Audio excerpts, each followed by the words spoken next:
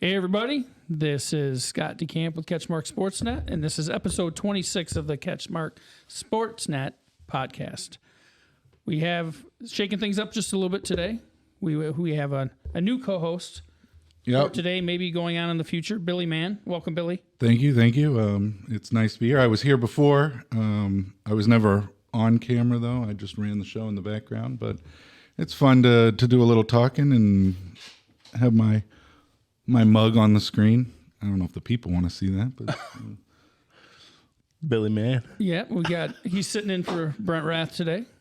That's big shoes to fill. It is. So Yeah, he's got bigger fish to fry, Speaking of big fish, I've got one sitting right across from me here. That's a little much. Zach Zweigle, an old friend, former colleague. I hate it. It hurts to say that a little bit, but he'll always be a friend of the show. So. Yeah. So thanks for coming on, Zach. You guys are nice enough to let me stick around for a little while, so I appreciate it. Yeah. And then our guest today is Muskegon Risers Director of Operations, Matt Schmitt. Thanks for coming on, Matt. Appreciate you guys for having me. I'm excited. This is Billy's return to TV. Yeah. Zach, a little bit of a debut, or not so much? Yeah, it depends on which way you look at it, for sure. Oh, glad to be here. No, thank you. Thank you so much for coming in. We've got three faces for radio here, so Yeah, right. maybe one of us is fit for TV, but Billy's got the that voice guy. for radio for sure. He does. Yeah, just leave it at the voice. it's hard to speak for you guys in that regard. But so let's hop into this one. The Muskegon Risers season, the arena season at least, wrapped up not real long ago. Billy, obviously well familiar with it, having streamed all those games for CatchMark. We're gonna jump right into that. I mean, Matt, how would you deem this season as a success? I mean, how would you rate it? And how are things going with the Risers, and where are things going with the Risers? Yeah, I mean, full context, a year and a half ago, we weren't sure, still capacity restrictions in place for arenas, and we're back to normal from, I would say, a fan engagement in the arena standpoint. The team, good season, successful season, not great. Like if it were a championship season, that would be great. So we want to keep that standard in place, but a lot of really good things on and off the field.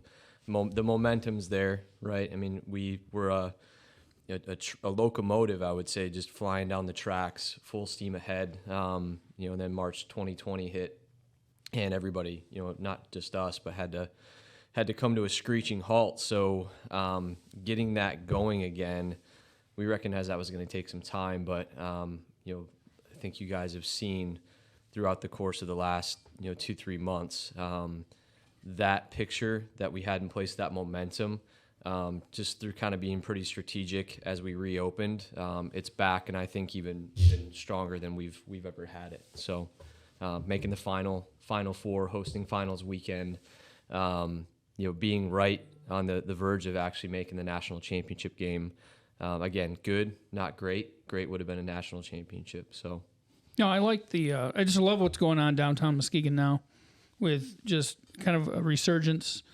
A revival, and what would you say the atmosphere has been like? Obviously, you're down there, Billy, for the Risers, and then for the Ironmen. Just the whole vibe of the arena, and then downtown. I mean, ever since they did the remodel, I've before I was with CatchMark, I was doing some stuff with Cumulus Radio, and we gave away a lot of Jack's tickets, and we'd go, have a presence down there. And it was always fun. But when they did the remodel, I know some people might not have liked they took away some seats, but it was a needed move. And it's one of my favorite places to hang out when I go downtown.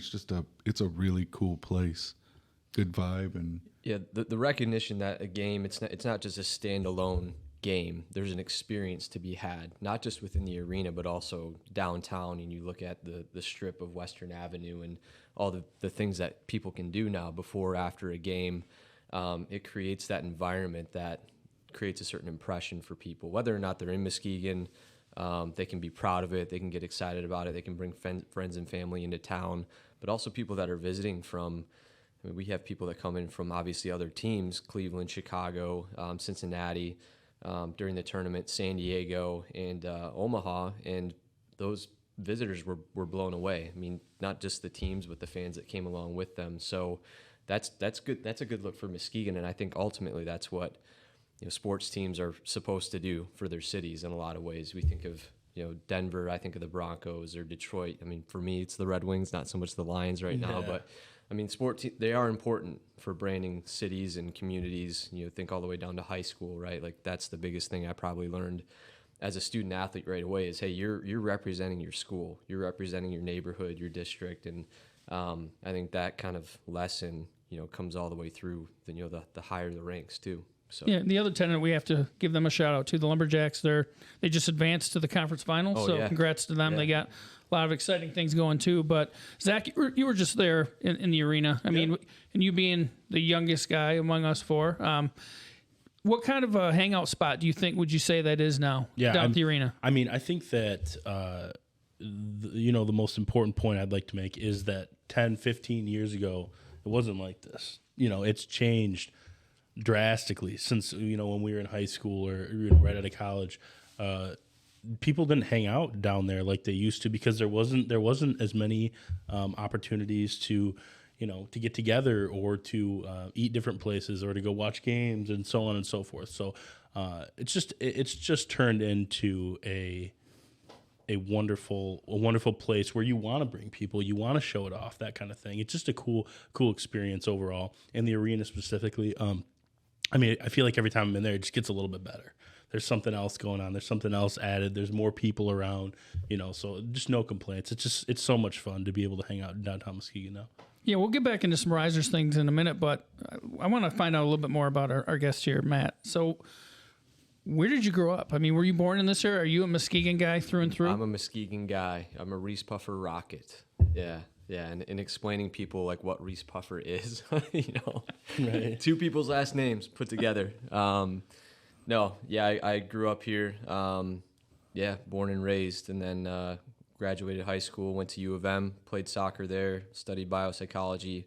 That opened a lot of doors. My 20s was kind of listening to Billy describe his story. I was like, yeah, just kind of going where the opportunities and the network takes you. And then, probably 7-8 years ago, got a place in the Lakeside neighborhood here in Muskegon, and around that time just recognized that there was something special going on in terms of the revitalization happening. And the best way I knew how to be a part of it was to start a soccer team, just based on my playing experience and then some consulting work that I had done right out of school in the sports psychology world. Had a chance to see pro athletes, every day, how pro sports organizations would operate through some biopsychology, psychology type work, and use that experience to create the team, and thought that I knew exactly what it was going to take. But every day, I mean, still learning and tweaking and refining things. And but that's sports, that's life too. So that's kind of a quick recap from Muskegon to Ann Arbor to kind of wherever work told me to go, and then moving back home. It's where my family, parents live here. My brothers, I had 2 younger brothers who both went to Reese Puffer as well. Played soccer. They kind of took their own path, left the area, and are now back too. So we're definitely a Muskegon kind of sports family, I guess. Now, Tony's your dad? Yeah. So, when did he come to Reese Puffer, and how long had he been working there? So he was another Reese Puffer. He grew up, went to Reese Puffer. He played football at Grand Valley, right? Played with Johnny. The other football. Yeah, not the real football. Yeah. No, I'm reminded of that. I don't know about that. In Muskegon, it's the real football, Scott. We can say that. Yeah, but man, the football, I couldn't run up and down the field once. I don't don't know about you guys, but yeah, he played with Johnny Williams. I don't know if you remember that name. Mm-hmm. And then played at Grand Valley.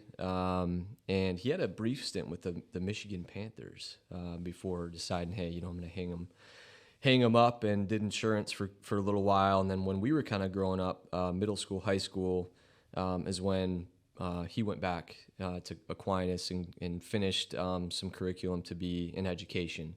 So during my high school days, he was he helped out with the soccer team, but he was also the dean of students. So I really had to keep it clean at that age, which was, our parents raised us pretty well, but still, he was always around and pretty active. And And I think right after I left, would have been like 2007, 8, somewhere in there, he became the athletic director at RP. And Zach can relate to a little bit with having a coach and teacher right in the building who's also your father. Yeah, definitely. Anytime you have a parent that is working in the same facility that you're working in or going to school, you always want to be on your best behavior. Word travels fast for sure. You hear more from your peers like, "Hey man, your dad just like suspended me for a few." Like, what was that ruling all about? Like, hey bro, like I don't have anything. Come on, man. We had Todd Harrimans from Ravenna on our podcast a couple weeks ago and did a feature on him for yesterday. And one of the things he brought up was talking about having a teacher who's your parent in the school. And he'd beg his other teachers, "Can't you just give me a detention and not go tell my dad?" Yeah, They'd right. go tell his dad instead, and it would probably be worse for him, actually. Yeah, and he was a coach growing up too. The coach's son, I feel like it was always kind of you're held to a little higher standard, but I wouldn't trade that for anything. It's been definitely a blessing. So I totally. How much of that, just his sports involvement, does that kind of rub off in you in terms of how much of that maybe shape you or impact you? Oh, I mean, all the life lessons that we learned as kids were through sports. I mean, as soon as I could kind of walk, I was shooting hoops with my dad or throwing a baseball and then I didn't know what soccer was. I just knew it wasn't t-ball. So I tried t-ball my very first official sports season. And sorry for all the baseball folks out there. It sounds like t-ball's changed a little bit since those days. But man, sitting for 30 minutes in the cold spring weather and then getting a chance to swing at this ball that was it just wasn't so I didn't know what soccer was, but my parents said, "Hey, you got t-ball or soccer?" And that's when I chose that. And my dad, I mean, he didn't know anything about soccer, but we grew kind of together. So that was a pretty unique experience. He coached our teams all the way up until high school. And as we kind of learned as players, he was learning as a coach because he was basketball, baseball, football, and was really good at all of them. And soccer really wasn't a thing. So I mean, you're always moving though in soccer, and Yeah. Billy's a soccer savant now, aren't you? Your kids are playing. Yeah, my kids are playing. I'm out there cheering for them. My son's, for a 4-year-old, he's really good. Like you wouldn't think that at that age that they're showing signs of actually. But I mean, he'll dive when he's goalie. He'll dive on the ball even if somebody's coming up to kick it. Kid kicked him in the shoulder and he just dusted off and went back to it. Yep. But, Is it going to be Coach Billy pretty soon or not? I was going to throw my name in the hat before COVID, and then COVID happened, and I did not this year because time schedules are really rough for that with what we do here. But I might. My wife got to coach this past weekend because their coach was out of town, and I kind of watched and helped, and it's fun. Yeah. It's really fun. But you can't wear your Dolphin stuff when you're coaching them, right?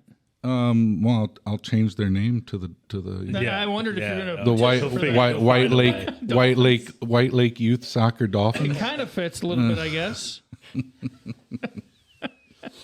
But no, it's good time. Yeah, and in soccer, kids start there. They the footwork, like you said, just the being out running around. That's going to translate. My dad was like, "Hey, not till you're 11, can you play football?" And at that point, we were hooked on soccer. We were getting pretty decent at it, my brothers and I, and our friend group as well, right? Like in sport, you kind of, you're building your circle of trust a little bit, and it would have been tough to make that jump, at that point, because we would have been 5-6 years into playing. So football, I kicked in high school.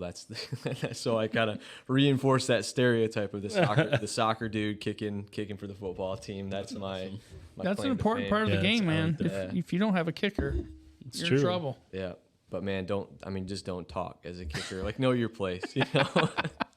Were you one of the kickers that went up and would just jack somebody, or did you run away from the contact? See, Dad being so involved, man, he talked to the football coaches. He was like, "Hey, he's not doing kickoffs." Like, so our goalie was the big dude, probably like 200 some pounds, and he was the one doing kickoffs. And yeah, I only got to kick extra points and field goals. So it was probably wise for my dad, because at that point it was getting to the point where I was deciding where to go to college, and, all that kind of stuff. So That makes sense.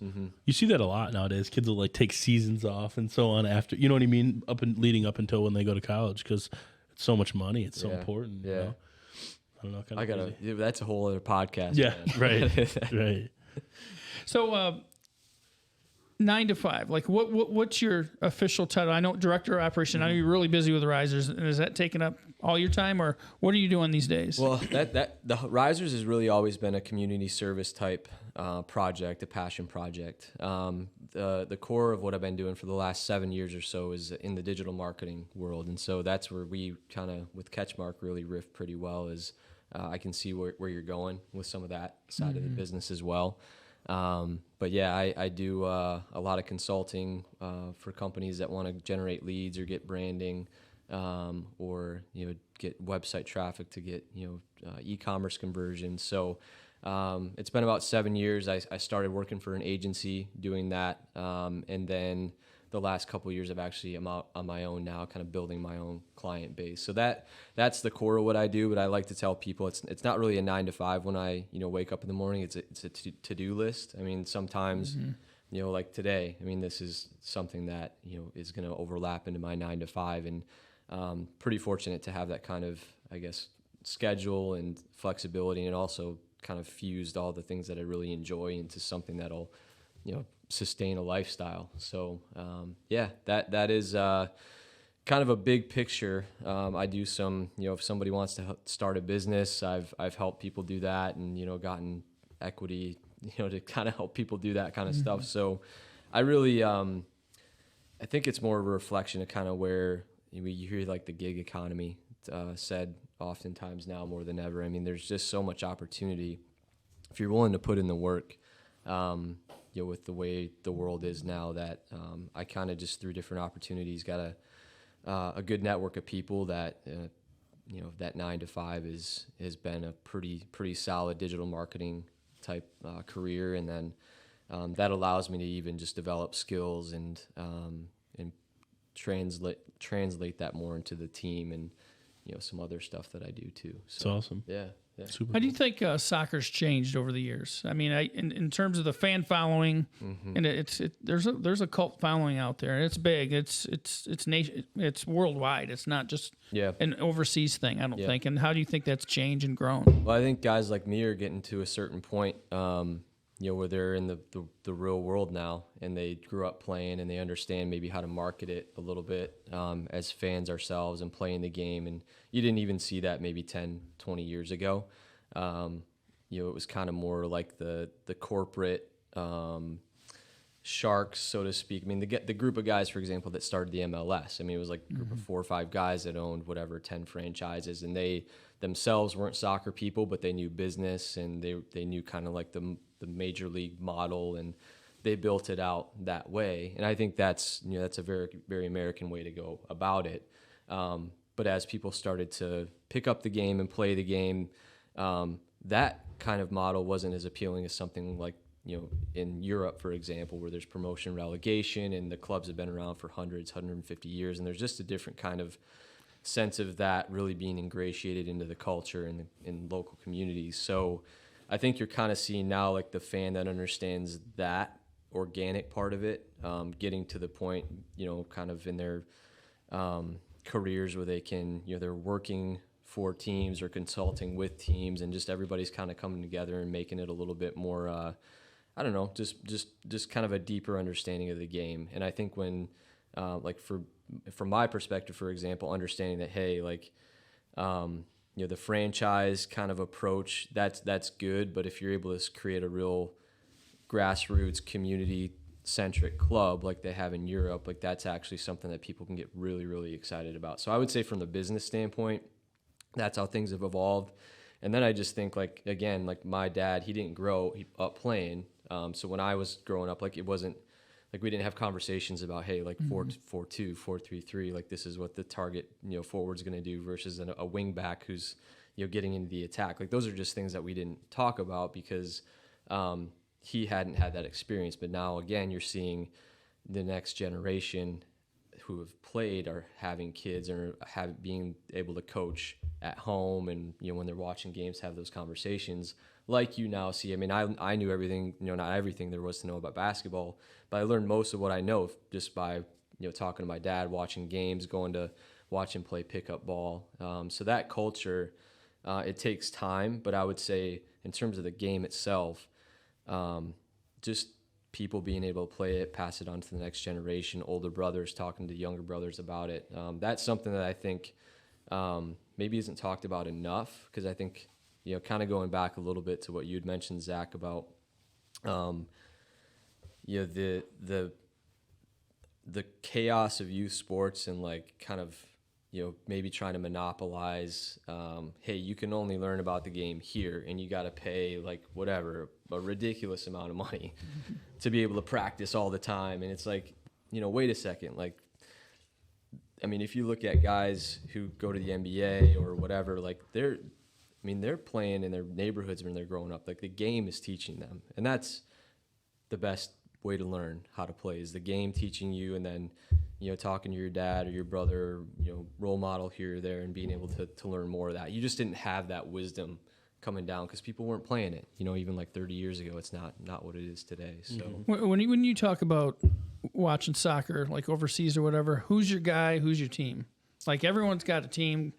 Everyone's got a guy they like to watch. Oh man, I mean, I'm a Cristiano Ronaldo guy. When he was at Manchester United, that was kind of the first team I really followed. That back in like guys like Paul Scholes and Ruud van Nistelrooy, and then this kid Ronaldo came on the scene, and he was a guy that I think a lot of Americans can relate to, just the way he plays. Like he's a little bit flashy, he's a slasher, like super athletic, just a killer instinct. That was a guy, and I've even heard other people, friends who didn't even play soccer, they just loved basketball or whatever, and then they started, oh wow, Ronaldo, like that's a guy who's like, I can see the athleticism there, and they started watching soccer as a result. So kind of, it just transcends the game too, yeah, right? Yeah, that level of ability, and I know there's a huge debate between Ronaldo and Messi. I like Messi. He wasn't the first impression, for me. So like my younger brothers, they love Messi. They're the Messi bandwagon, but for me, it's Ronaldo.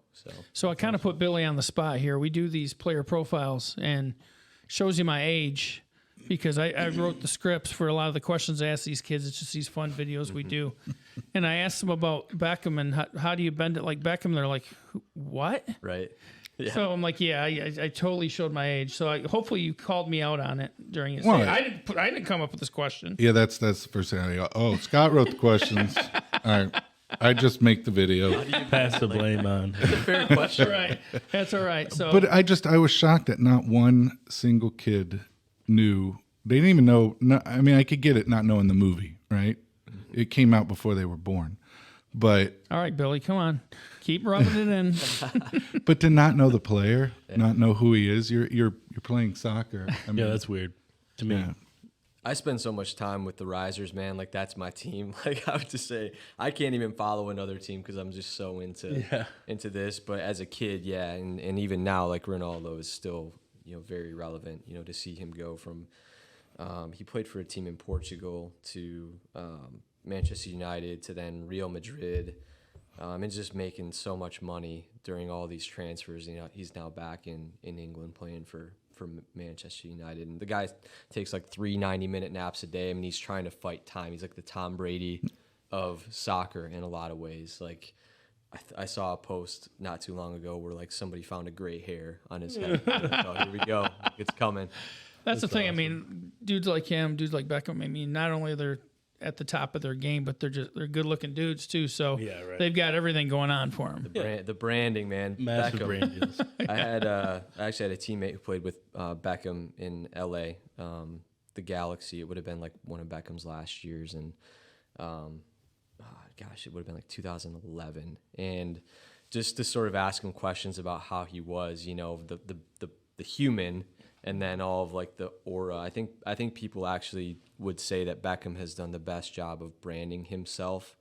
Like it's a brand. Beckham is, and he does a really good job of understanding how to do that. And I think the greats, like a guy like Ronaldo, I think his PR team is like, they're also on point, right? And that's what you have to do. And that's a good reminder, like even with our team, like you don't want to obviously forget about the soccer, but there's also that impression, that branding that comes along with it to really survive like today. Yeah. So Hey, on the branding topic, how do you see, or where do you see the Risers and your league going? I mean, it seems like this was a big year, but it seems like you're just at maybe the very beginning of what this thing could be. yeah, I mean, for us, you guys are actually really big. CatchMark's a really big part of where I see the future, and that's not just being Muskegon's arena soccer team or Michigan or our region, but I think we can cultivate a national audience with what we're doing. Just the unique atmosphere that we have in the arena, the kind of players, the kind of passion, the kind of production that you guys put together. The future, I think we've built sort of the foundation, having men's and women's indoor and outdoor teams. The niche of arena soccer and understanding how good that we have it in specifically Mercy Health Arena now, just it kind of challenges us to say, hey, like, this isn't just appealing to people coming into the venue. Like, we can actually cultivate something nationally, globally with what we have here. So that's the future, and we're going to be really ambitious and aggressive about it. I mean, that was when I talked to Brent, that was the reality is, hey, we need to be ESPN level production quality here, because the way the world is, again, like, you're not limited to just whatever people are in your backyard that can drive to games. Like, anybody can watch us and what we're doing. And, when we sort of really get serious about it, which we are, and you guys have really helped solidify that, and there's so much potential, right? So I think people, like, again, I'm talking about a guy halfway across the world who I grew up watching. Like, who's to say that can't happen for our players playing in this arena? So it's just about telling that story in a way that transcends that physical location. Just, so that's where I see you going. Just in your indoor and your outdoor, where are these people? Where are these players coming from? What are their backgrounds? What are the ages of the people who play, et cetera? Just to give people who may not know, just kind of educate everybody on that. Yeah, it's a true semi-pro minor league model. I mean, we've got guys generally who are either on the way up in their careers or coming down. So there's an opportunity for players who about half of them are from really anywhere around the world, and the other half are more, I would say, within driving distance. So, for example, on the arena team, we had players from Japan, South Africa, England, and on the outdoor side, Ireland, Brazil, Sweden, all over the place. And that combined with local players from the West Michigan area, it creates a good kind of sense of community, and obviously keeps the level of competition really, really high. And that's our mentality, and that probably is pulled from my college experience at U of M. I mean, it's not about getting handed things. I mean, our coach every single year after the season, he'd sit me down and say, hey, like, this is what you need to do better, and if you don't, like, we've got 10 other guys coming in that are going to take your spot. Loyalty is to the standard. It's not, yet individual, yes, but ultimately it's to the standard of performance. So I think we've finally kind of gotten that mentality in here, and it's just about now continuing to find the best possible players. And we've got housing resources, and ultimately we want to put Muskegon on the highest possible level that we can. So, yeah. Players are a big part of that. No, you're good. Super interesting, honestly, just to hear about, where they come from and how you build a team. And, I'm sure your college experience helps you with some of those connections, to obtain players. But also, I've always thought it's super unique that they have so many local players, but also, or local, as you described, driving distance, but also international players as well. Yeah. So it's just interesting. Muskegon Community College, I don't know if you've seen how many people have noticed. I know some have the soccer circles. The MCC men's team really has an international flavor. The last couple of years, you look at the roster, like, whoa, it's which the women's team is a little different. They're going more local. Yeah, it's a tough balance, right? Because the level of competition is just, if you want to win, which people in Muskegon want to win, you have to recruit hard, and you have to recruit outside of your area oftentimes. I mean, if you're competing against a team like Cleveland that's got 5-10 times the metropolis and the access to players, like, that's never going to change, right? So we had to realize that pretty early on. But the tough thing that in conversation, I think locally here, and I think people understand or are getting there, is like, hey, it's not that we're not for Muskegon players or Muskegon people, or, you know, that's not what we're here to say, but we are saying that if you want to play, this is the level, and we're not going to make decisions politically or based on where somebody's from. Like, we're going to make it purely based on their level of performance on the field, and then how well they represent the team off the field. I mean, that's kind of that's the conversation, I think, though, that, and it may be a lot more like kind of a story of like where Muskegon's been and where it's going, is I think we kind of got into our own bubble maybe a little bit too much, like kind of keeping people away, and then that may have hurt us, because you kind of need new ideas and new abilities and new work ethic. And I mean, man, when I talk to a player who's never been here before and he sees the lake for the first time,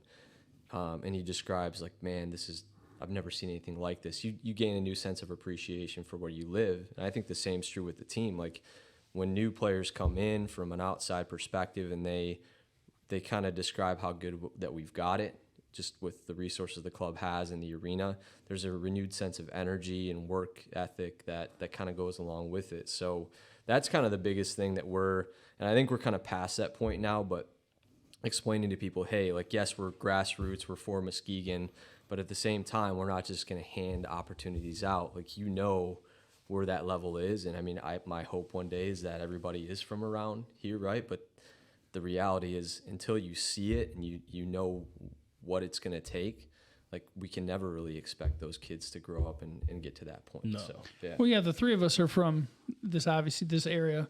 Billy, you were born and raised Miami. You lived in L.A. Coming to this area, what would you say in relation to what Matt was saying about people come here that have never been here before, and they're maybe surprised by some things, especially the natural beauty in some spots like the lake, and just what the area's got going for it? Beautiful, yes. But one thing that immediately stuck out to me moving out here was the sense of community. I've kind of grown up in not big cities, humongous cities. I'm from Miami, Los Angeles, and now West Michigan. Most people in those cities are kind of about themselves, and everybody's in their own little bubble. And I always called it the bubble in Hollywood, and 10 years would go by and the rest of the world's still doing their stuff, and you're still in this little bubble. But the fact that it's so engulfed in community and people, like, togetherness, I was just simply amazed by it and fell in love with it, actually. And I kind of try to live my motto on it now. Yeah, I mean, Muskegon Together Rising, that's the name of the statue downtown. That's what inspired our name, the Risers. And like that's kind of where everything we're talking about comes together from a branding standpoint and an idea standpoint. Is like, hey, ultimately, if you've got this set of values where you're coming here to work hard and make it a better place, like, I really don't care where you grew up, where you went to school, like what nationality you are. If you're committed to being part of this and contributing to the community, like, I mean, you're a great example. Like, you're helping us go to the next level, and you're from South Florida originally, and I think that's really important because it's more so than just being from here. It's about representing the values that make this community special. So I'd agree with that 100%. I mean, I remember the days, and again, dating myself, but where the SIDOC building is, where, right downtown across from the Frauenthal. yeah. That when I worked at M Live, M Live, was a tenant of the first floor there, and that used to be like where Muskegon Mall was, the old Muskegon Mall. It's hard to kind of even imagine that the old mall was in that spot. And then there's a GNL, the original GNL was down there, and now there's GNLs in different places. But I don't know, are you a GNL guy or not? Oh, You like big GNL? Time, big time. GNL Quicks, anything like that or not? GNL, I've never been to Quicks. I hate to admit that. But You're not a Muskegonite. I know. I mean, honestly, I'll probably go from when That's I get also here. explains why you're so thin. Don't too. let the McKinnons hear that. Dan just did a really good job rebranding and kind of building that out. But no, anytime I go to O'Reilly's to fix my truck or grab a part, like I hit G&L. That's my reward, right in North Muskegon there, and then they've got a couple others close by me. But yeah. I think if you're from Muskegon, there's some staples. Yeah, And obviously you can tell by my physique. Scribs is another one. Like Station Any others? Grill, The Station? Yeah, Grill, Station's yeah. great. Is it Station or Hamburger Mikey? Because I'm a Hamburger Mikey guy. Yeah, I was just at Curry Kitchen yesterday too. I feel like that's Oh, I love Curry definitely Kitchen. is, too.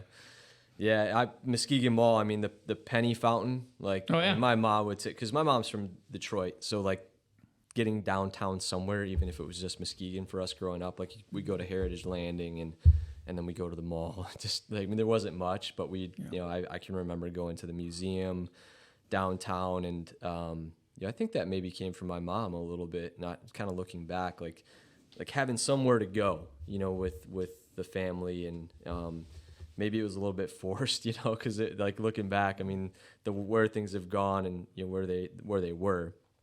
But yeah, I mean, I remember the mall, and it's really wild to think. And I can't even picture it personally, because I was probably, maybe like 10 years old and younger when we were doing that. But I can't even imagine how that even would fit down there. Wasn't there a Steckities in there or something? Like, that's an old school store, right? So Yeah. Jeez. there's a Steckities. I know. You ever hear that before? Even? No. What is that, Scott? It's like a department store, like There a. was a Payless in there. Yeah. There was a. Actually, I'm going to bring up food again because that's what fat guys do. Egg Roll House, which now is over on Sternberg.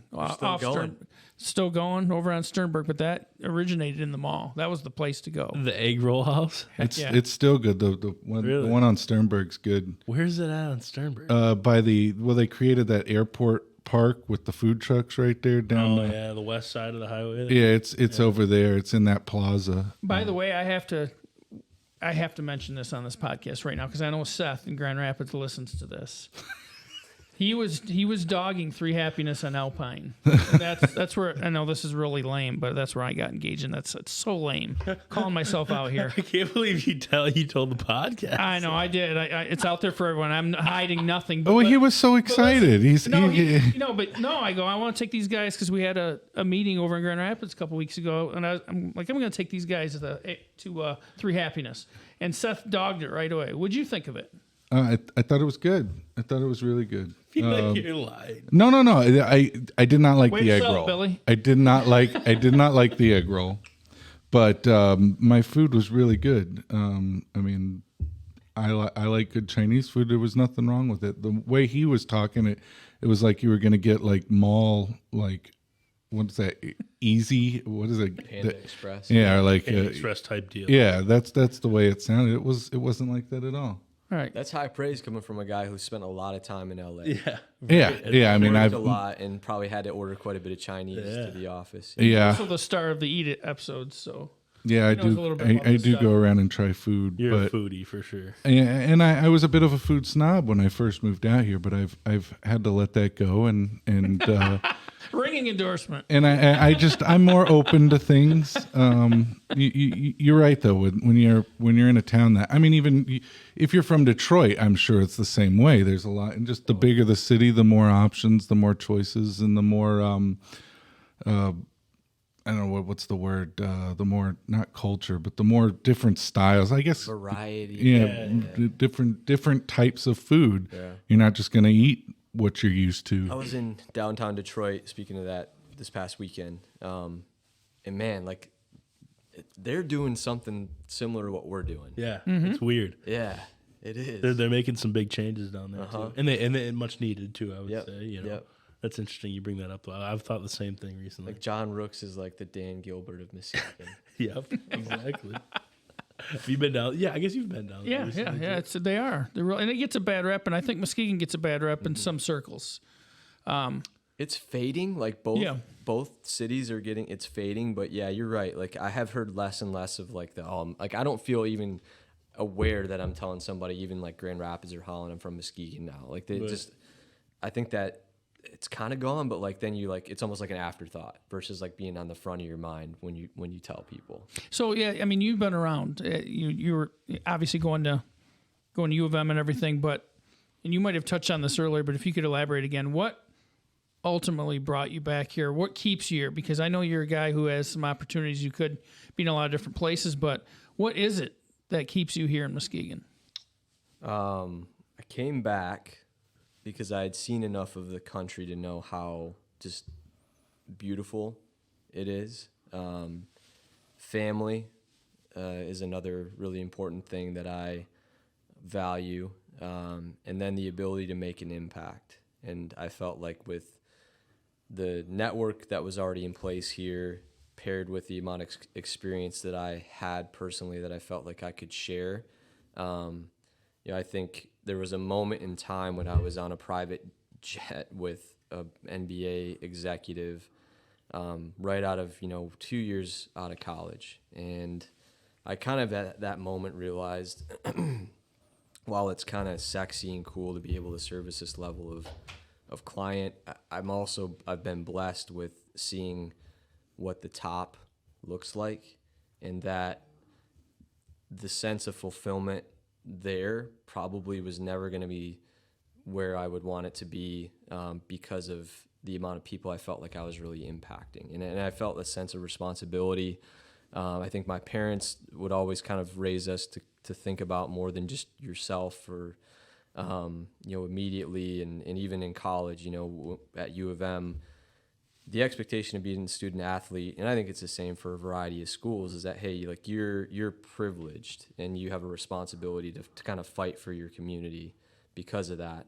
So we volunteer, whether it was with underprivileged kids or at the Mott's Children's Hospital, or kids with disabilities who wanted to play soccer. I mean, it was kind of ingrained in your DNA as a student athlete, and when you're done as an athlete. But you still want to do something like that when it's part of you, when you graduate. So that was really something. Yeah, I mean, selfishly, kind of like what you said, Billy. Like, there's a big city kind of selfishness when you're out in the real world fighting for yourself, and I think that's important. But then, yeah, I had that realization, and around that same time, there was an opportunity to come back and coach at Reese Puffer, their JV program. So I talked to the company I was working for and said, hey, like, I don't think I want to live in Orlando forever. This is cool to help the company grow to this point, but there's an opportunity to take what I've experienced and bring it back. And I think that's the spirit of the team, really, is, I kind of got back, and then within the next couple of years of coaching and kind of being back around Muskegon, saying, hey, like, this movement, the movement we talked about that's happening in Detroit and Muskegon, like, there's so many people coming together and doing just like what they do best for the city. And like the way that I knew how to do it best was to do soccer, and then the rest is just kind of its own story. So yeah, those are the three biggest reasons that I'm here. But at the same time, the world is so small now. Like I still got a network of friends and professional contacts like all over the country, and we'll hop to Las Vegas or the Southwest or Southeast pretty frequently, I would say. But it's not as uncommon anymore. Like the world, like I said, it's smaller. I don't want to say it's like driving over to Grand Rapids between here and other cities that are farther away, but it's kind of getting to that point. So I think that's also important, like we talked about, to not, like, once you're here, not really like stay here, realize like, hey, we can bring a ton of ability and kind of change the tilt the scale a little bit to get that flowing. Yeah, you're not capped. You can think outside of this area. Just because you love this area and you want to be here doesn't mean you can't think outside of it either. We've got talent flowing in. Like oftentimes, like you flow kind of to Grand Rapids, right? That's like where you would go. But now, like, we've really tipped, like, people are coming from Grand Rapids here, and that's like, that was not like the primary goal, but that's definitely something we were mindful of. Is like, hey, like, why are people going, east when this is the biggest asset, like, in the region, not just like our 1 hour radius, So yeah, I think that's something where I just, as a student athlete, you learn that. And that's why I love, like, sports in general, is it's a way to kind of have those conversations and fight for your community in a way that's like, it's not maybe as abrasive. Like, I think we all get it. So yeah. It's definitely a great platform for that, sports art. But Billy, you can kind of relate to that too, because you've worked in some big environments, and now being in maybe comparatively a little bit smaller environment. But I mean, what's your experience been in the way of settling into a place and wanting to make a real difference at this level? I mean, it's a different stage of life for me, and I think that this helps feed it. Like kind of going off of what I was talking about earlier with everybody out for themselves in the bigger cities. That's how I lived a majority of my life too.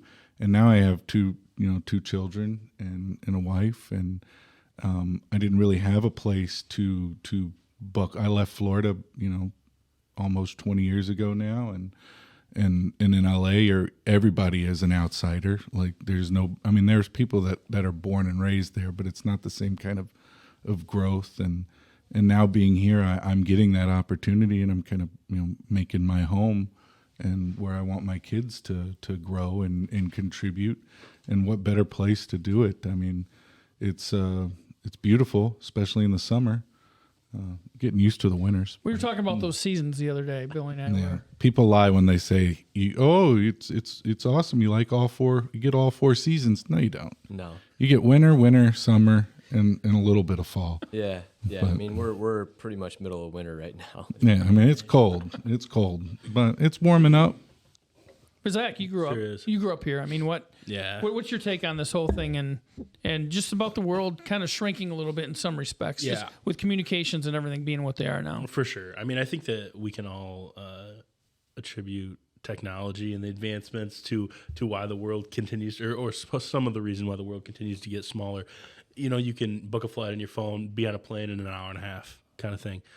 You can FaceTime somebody from across the globe. I mean, like there's so many different opportunities to connect with people, to see different things, to experience different things. You can take a 3D virtual tour of some vacation or an Airbnb you want to stay. I mean, like every aspect of life is just at the touch of your fingertips now, and that's kind of cool. It definitely does make the world smaller. I will say that I've never lived anywhere else for a long period of time, but I've visited a lot of places, and I feel very fortunate to have done that. I will tell you that every time I come back here, or every time I head up north to stay with family, get out of Dodge a little bit, as I like to say, it seems like time just moves a little slower. Mm-hmm. And I will tell you that I think that's one of the things that's so beautiful about this place. It's so hard to describe unless you have gone somewhere else. Yeah. Or have traveled enough or stayed with friends or lived somewhere else, or, so on and so forth. I don't know if I want to put an exact amount of time on it, but I can just tell you that it's a magical thing, and it's really hard to describe if you've never experienced it. No, and I haven't been, I'm not like some world traveler or anything by any means, but this is the area I always wanted to get back to. Yeah. I grew up in Ravenna, but Muskegon County was always really important to me. Just the mentality, and it was always a special place to me. And I've had opportunities to cover like a professional beat. I've covered some Tigers games, had a chance to take the Lions beat, maybe some college beats, but there was always something special and magical about like covering sports on a local level. I've always all I've ever wanted to do in my career is just make an impact wherever I was. But especially in this place, like in this area, is where I always wanted to be. And the fact that I'm able to do that, I kind of living out my dream doing that. I know some people might look at, you're covering high school sports and local sports. To me, I don't think there's anything better, just because it's so genuine still, I think. When you interview pro athletes, they're not all this way, and you kind of see it in college, it just feels like, you feel like you're a burden on their time and stuff sometimes. And just because that's part of their gig, and they're people at the end of the day. We've talked about that before. Like you had Todd Herman's on, and other people who are professional athletes that, at the end of the day, they're still people, but it's just a different mentality when you're looking at, when you're covering like local stuff on the local level. I don't know. It just feels like you can make a greater impact that way. And that's what I love about it. Yeah. But even with Todd, he had a career in the NFL. Now he's back here. He likes to come back here and do things. I would say that Todd's, a needle in a haystack kind of guy too. Like he's super down to earth and very, I think Scott, I'm sure all of us have had the opportunity to meet, an A-list celebrity at some point, or B, C-list celebrity, and they're not all as easygoing and down to earth as Todd is. I will say that. Oh, I've met some D-list celebrities that think they're A-list Right. celebrities. Exactly. Make it till you make it. Oh yeah, I mean Right. that's the main thing. That's one of the things I do not miss. I was never good at that. Like I had people in my circle that were very strongly fake it till you make it, and I'm like at these premieres on red carpets, and I'm walking. I'm like, why am I here? Yeah. Like who am I? Yeah. Like, right, but.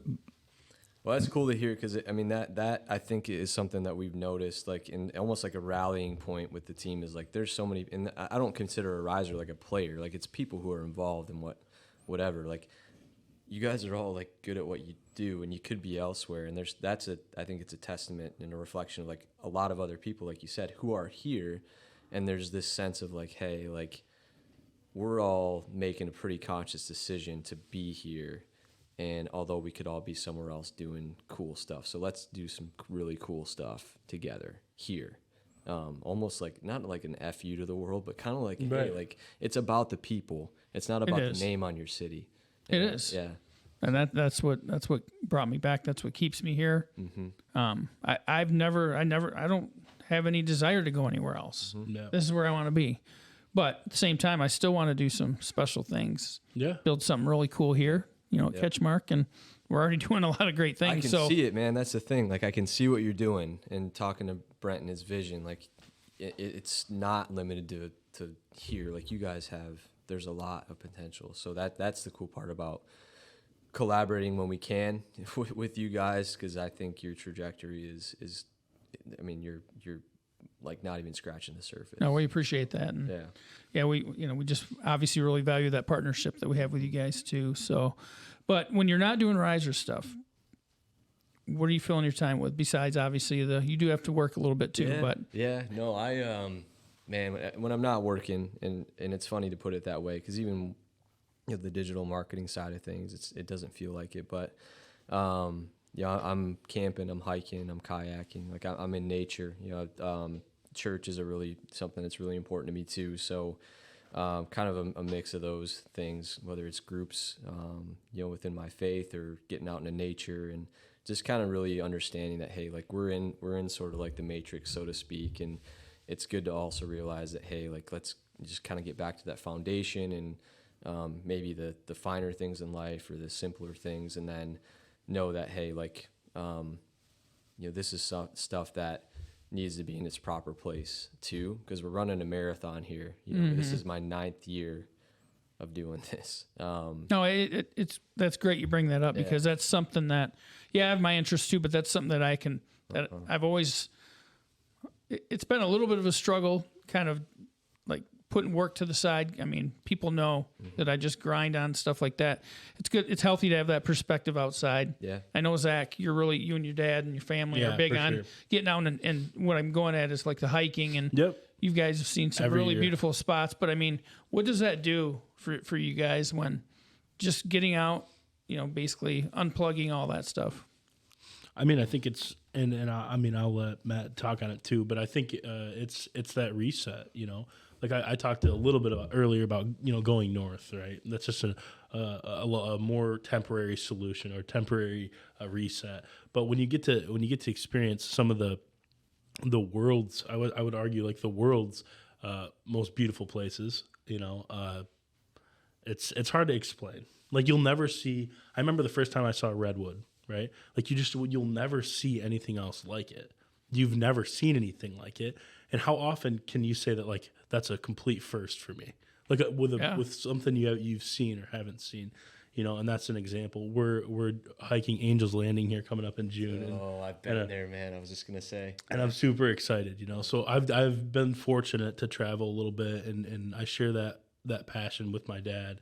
And it's just something that's cool. And if you haven't, you can start small. You can do something simple, but it really is amazing. It's humbling. It is. Yeah. And the humility allows you to really put things into place.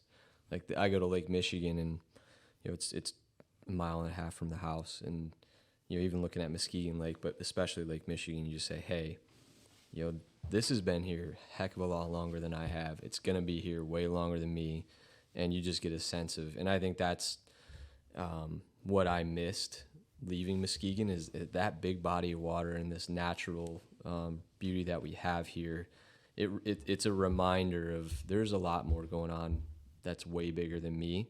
And you kind of sense it in people, whether or not they're conscious of it or not here.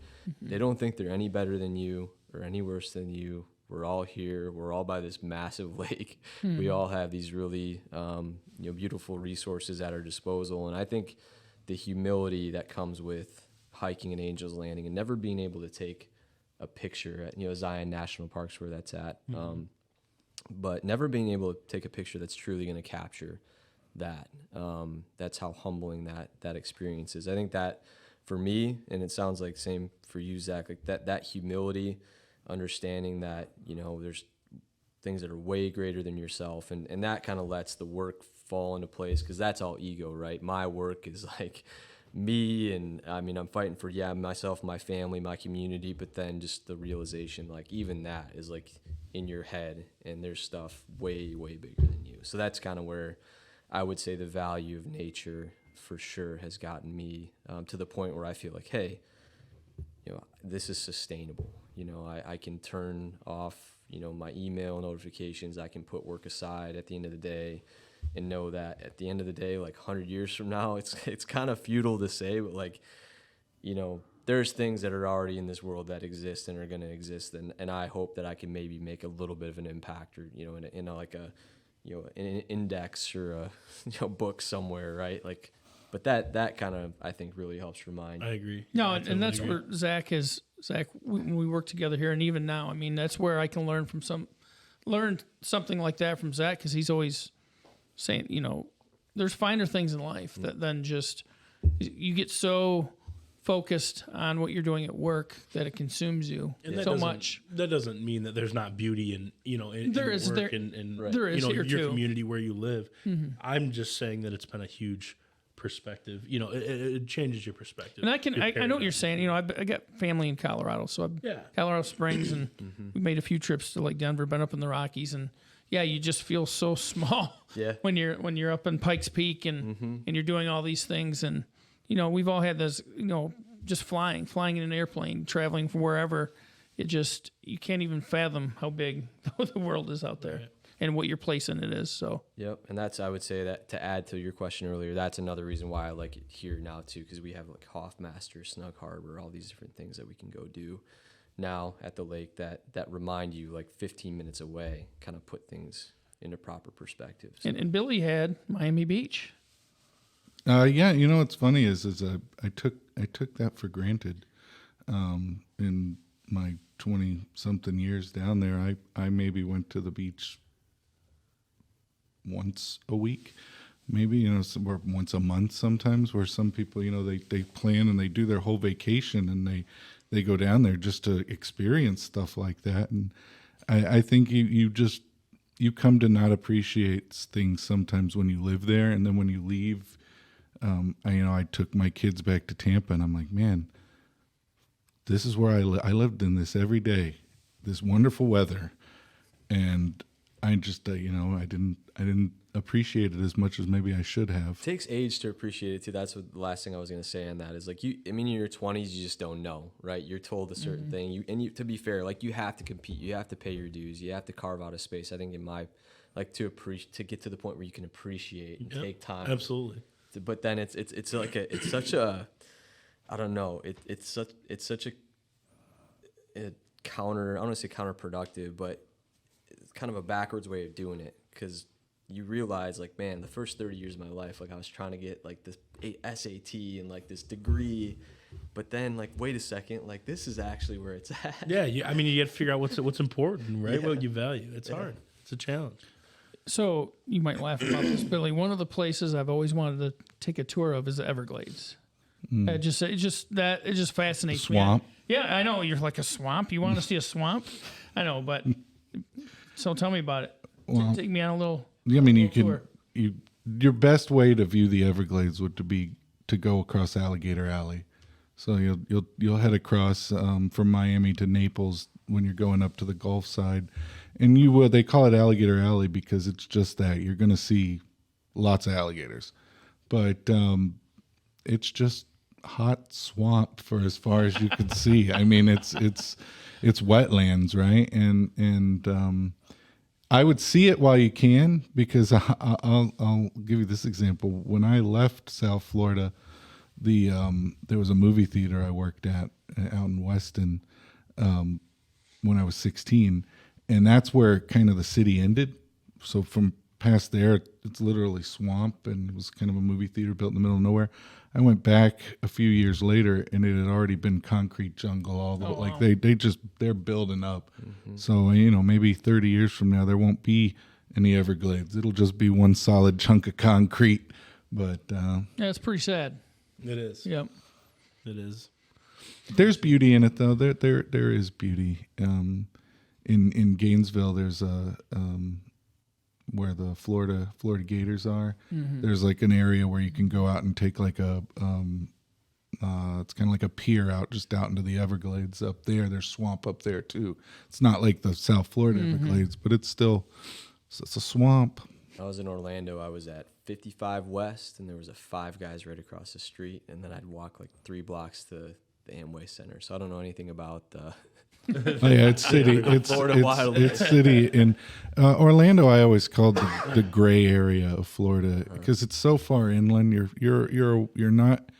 I mean, you're an hour away from water on this side. You're an hour and 15 away from the Gulf on the other side. You're kind of smack dab in the middle, and it's not as tropical as you would hope Florida would be. Yeah, we were just there a few weeks ago on spring break, and it was that traffic. Woo! Yeah, you got to get to Animal Kingdom to get any kind of nature. It's true. Compared to around here, you find an accident around here. So one thing I wanted to kind of touch on before we wrap up this podcast is what's coming up immediately for the Risers. You got your seasons coming out, your outdoor seasons, and what give us a little bit of insight on that. When does that begin? Where the game's held, just what can people look for? Yeah. So, ironically, we talk a lot about arena, but the start of this was an outdoor soccer team. So we start May 20th is our first game, Friday, May 20th against the Milwaukee Torrent. It'll be our first year in the National Premier Soccer League, which, teams all across the country compete in, and that's on the men's side. Our women's team plays in a league called the United Women's Soccer League, and same thing, National League, conferences all across the country. And we've recruited through our head coach. He used to be the captain of our outdoor team. Stu Collins is now taking the reins as head coach. So that's a really cool story to be able to promote from within your team, and somebody gets the culture and the program. He's a heck of a recruiter. He's got players coming from all over the country, all over the world. Again, kind of combine that 50-50 mix between that level of player and local. So yeah, May 20th. I think the season wraps up in early to mid-July.